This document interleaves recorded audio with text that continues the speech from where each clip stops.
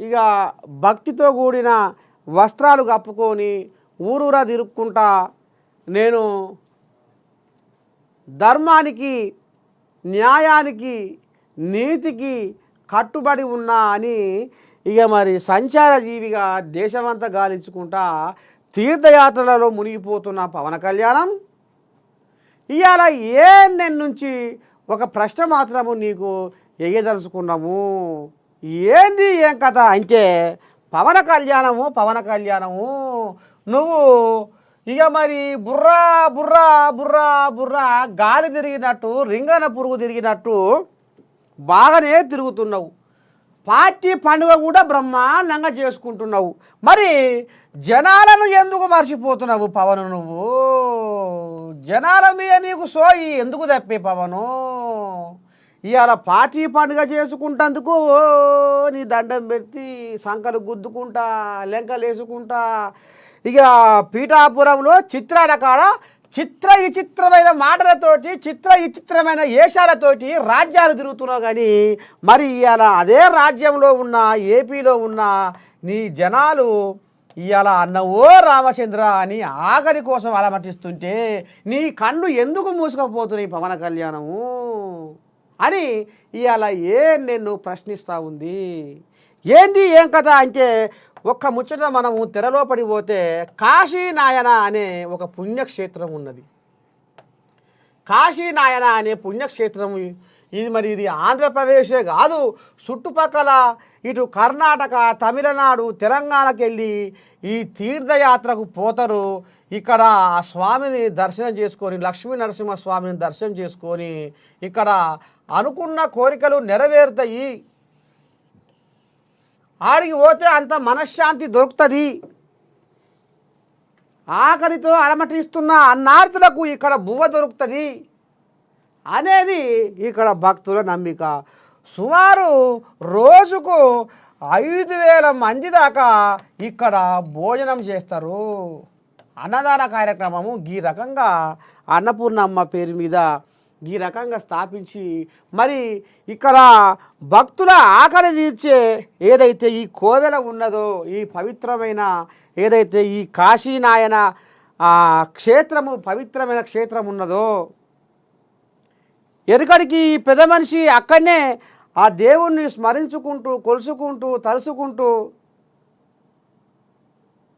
ఆయన తన గుండెల్నే గుడి కట్టుకొని ఇక్కడనే సమాధి అయ్యిండు.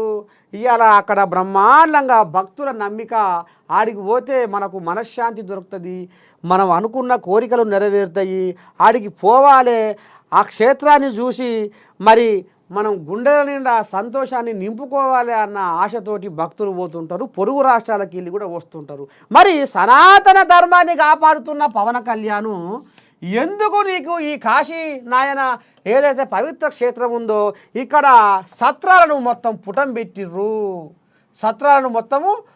పెట్టిర్రు. ఎవరు? ఇక్కడ పోలీసు వాళ్ళు, అక్కడ అటవీ శాఖ అధికారులు. ఏమన్నా అంటే అనుమతులు లేవు. మరి ఇది కొత్తగా పుట్టిందా? ఇది 40 ఏళ్ల సంధి పేరొందిన ఏదైతే ఈ కాశీనాయన క్షేత్రము మరి మీరు ఇవాళ కళ్ళకు కనపడకుండా ఇవాళ కళ్ళు నెత్తికెక్కించుకొని ఎందుకు తిరుగుతూ ఉన్నాడు పవన్ కళ్యాణ్కు ఈ సోయి ఎందుకు లేదు అనేది ఇవాళ యావత్ ఏపీ జనాలు ప్రశ్నిస్తూ ఉన్నారు. మరి ఎట్లా? ఏంది ఏం కథ? అనుమతులేంది? కథ ఏంది? కార్ఖానేంది? ఇప్పుడు శ్రీశైలం ఎక్కడుంది? అడవులల్లనే ఉంది. అహోబిలం ఎక్కడుంది? అడవులల్లనే ఉంది. తిరుపతి ఎక్కడ ఉంది? అడవులల్లనే ఉంది. మరి ఇవాళ 40 ఏళ్ల సంధి ఉన్న కాశీ పుణ్యక్షేత్రం ఏదైతే ఉన్నదో మరి ఇవాళ దానికి ఎట్లా? ఇవాళ అటవీ శాఖ అధికారులు పోయి దాడి చేసి ఇవాళ పోలీసు వాళ్ళతోటి ఇవాళ మీరు పొరకగా ఇవాళ సత్రాలు ఊరగొట్టించి ఇవాళ అక్కడ ఉన్న భక్తులకు ఇవాళ కంటి మీద కునుకు లేకుండా వాళ్ళ శాపనార్థాలకు కారణమవుతుర్రు. ఎవరు? కూటమి ప్రభుత్వం. ఇక నారచంద్రే అయితే ఇక నాకు పట్టిలేదు మొత్తమే తమాషగా ఇక మరి దేవుళ్ళతోనే వీళ్ళు పెట్టుకుంటుర్రు. అంటే దేవుళ్ళతోనే వీరు పంచాది కొనుక్కుంటున్నారంటే, దేవుళ్ళ మీదనే వీళ్ళు రాజకీయ రంగు పూస్తున్నారంటే ఇంతకంటే ఇంకా ఏం కావాలి? ఇవాళ 40 ఏళ్ల సంధి లేని ఇవాళ వీళ్ళ పగలు ప్రతీకారాలు వీళ్ళ రాజకీయాల కోసము ఇవాళ అన్యాయంగా ఇవాళ కాశీనాయన క్షేత్రంలో ఉన్న సత్రాలు కూలగొడతందుకు వీళ్ళకు చేతులు ఎట్లా వస్తున్నాయి? ఇవాళ పోలీసు వాళ్ళు అటవీ శాఖ అధికారులు అనుమతులు లేవు ఇది కూలగొట్టాలని ఈ రకంగా ఉంటే మరి శ్రీశైలం ఈ అడవులలో ఉన్నటువంటి అనేక పుణ్యక్షేత్రాలు అడవులలోనే ఉన్నాయి. ఇది ఒక చరిత్ర, ఇది ఒక చరిత్ర కలిగిన పుణ్యక్షేత్రాలు. అడవులలో ఎప్పుడో నిలవై కొలువై ఉన్న పుణ్యక్షేత్రాలు. అప్పుడు ఎక్కడివి ఈ చట్టాలు, ఎక్కడివి ఈ జీవోలు, ఎక్కడివి?